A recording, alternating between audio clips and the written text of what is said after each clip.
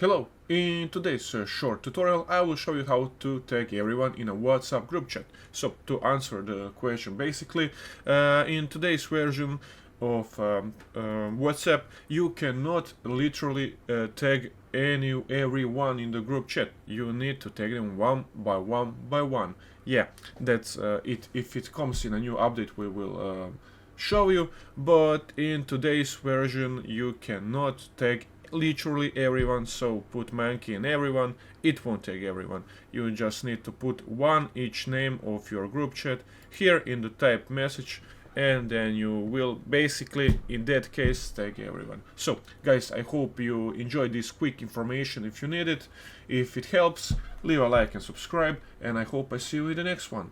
Bye.